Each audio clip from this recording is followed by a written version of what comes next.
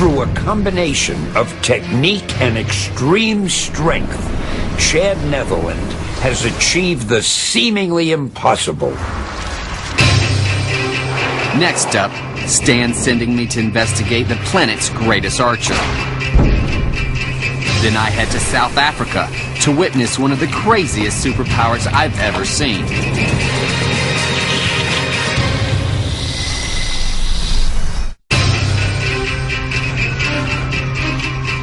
Way back when I dreamt up the comic book hero Hawkeye, I made him as infallible with a bow and arrow as England's own Robin Hood. But I've heard that there's a real-life archer right here in America who can do things with a bow and arrow that go way beyond normal human ability. Daniel has to find out for me. Is he really superhuman?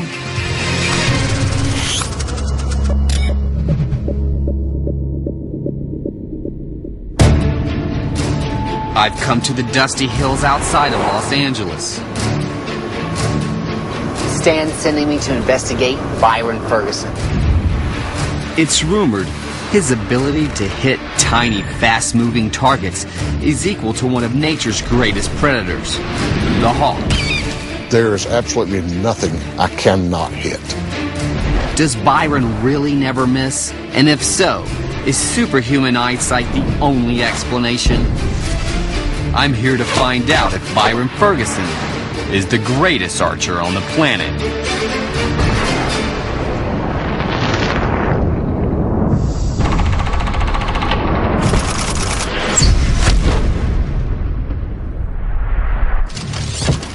I tracked Byron down at an archery range.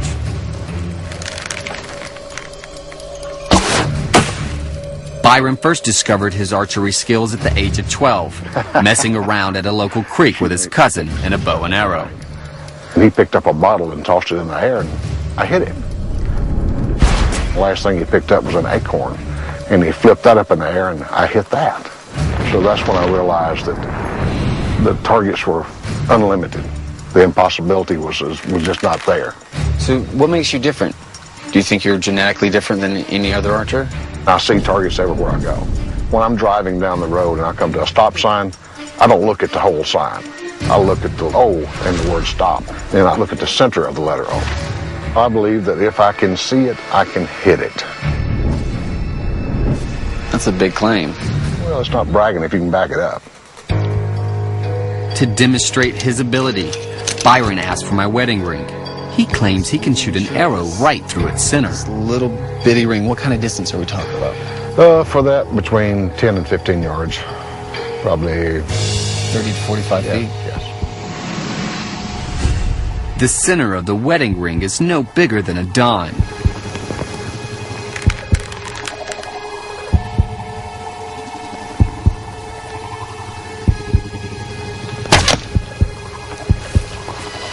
I think you got it.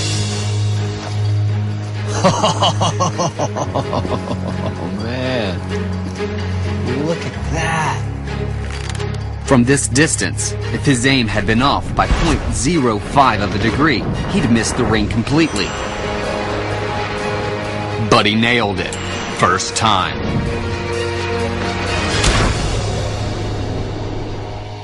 That was brilliant. That was amazing. Accuracy like that seems to require superhuman vision. We've all heard of 20/20 vision. This simply means you can see from 20 feet what the average person can see from 20 feet. Byron's eyes scored 20/15, but the best eyesight ever recorded was 28, and the hawk is said to have a score of 22. To take it to the hawk-like level, it's time to test Byron with even smaller, fast-moving targets. I now want to measure Byron's ability to follow a moving target using the latest eye-tracking technology. Well, we came out here today to see when someone's shooting a moving target, what kind of stuff should we expect? from an eye? We want to look at where their eye is at the moment that they engage in the activity. So as Byron pulls back the arrow and shoots it, we want to look at how does he track the object and where does his eye come to a rest so that he can hit that object in the air. An average person would likely track it all the way to its peak, follow it all the way back down, and then try to hit it, and of course be too late at that point. So with Byron, we might see as the object travels through space, he's going to anticipate its location and be able to rest his eye at that point. And the closer those two things line up, the better and the more likely to hit his target. So what kind of equipment do we have and how are we going to use it? So we have this mobile eye tracker, and what it allows us to do is to see what Byron's looking at and also see where his eye is. The eye tracker will find out if Byron has a hawk-like ability to track and anticipate his target. And he says no target is too small. The only limitation is that of the camera to be able to see the target. I can hit it, but sometimes the cameras just can't see it. For Dr. Murray's equipment to record accurate data, we need to test his ability using a target big enough for the machine to register. So the eye tracking experiment will measure Byron shooting tennis balls, thrown by his wife, Wanda. All right, we're calibrated. Byron, you can fire when ready. There you go. All right.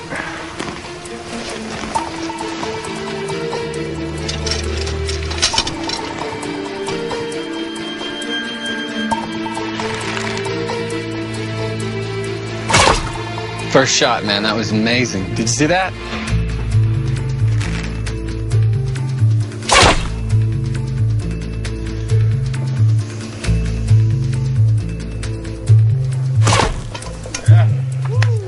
Yeah.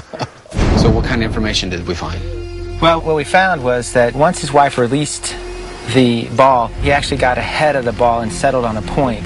And as that ball traveled through that point, he's exceptional at knowing when to release the arrow and to hit that target. He's excellent at predicting the relative motion of that target.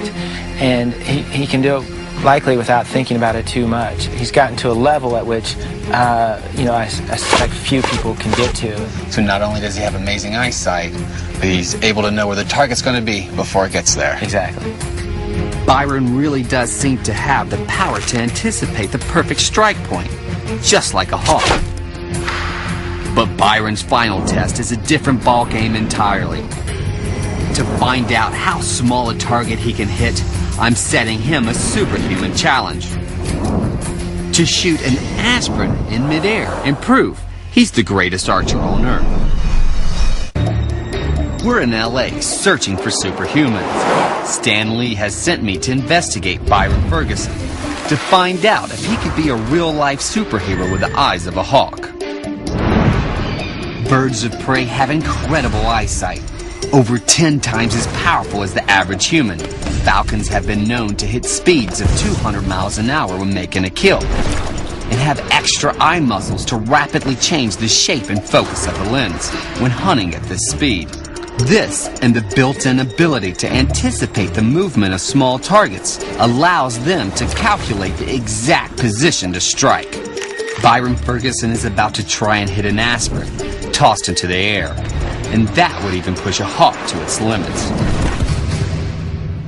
All right, Byron, I gotta see you hit this aspirin. You think you could do it for me? Absolutely, we can do it. So far, we've established that Byron has above-average eyesight and an amazing ability to track an airborne target. But as yet, we've only seen him employ this talent on a tennis ball, a target hundreds of times bigger than an aspirin. When I'm trying to hit a really small target, the first thing I do is visualize the arrow hitting the target. The concentration and the technique is what allows me to do it. There's nothing I can't hit. But this target is so small that we've got 3 cameras covering the action, including a super slow-mo camera, to find out if Byron actually hits the target or not.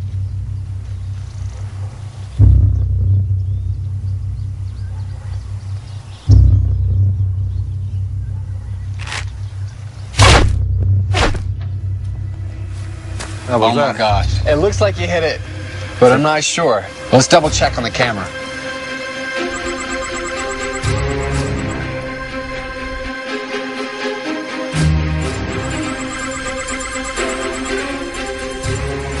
Here it comes. Hit it. Oh my gosh. Absolutely beautiful. I wouldn't believe it if we didn't have the slow motion camera. To have performed such incredible feats convinces me Byron Ferguson qualifies as superhuman. His ability to track and hit a target with such deadly precision tells me he really does have the eyes of a hawk.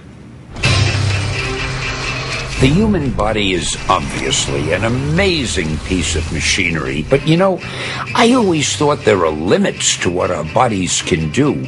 Next up, I want Daniel to investigate a man who claims to be able to drink a potentially fatal amount of water and then spit it out like a high-powered jet. Well,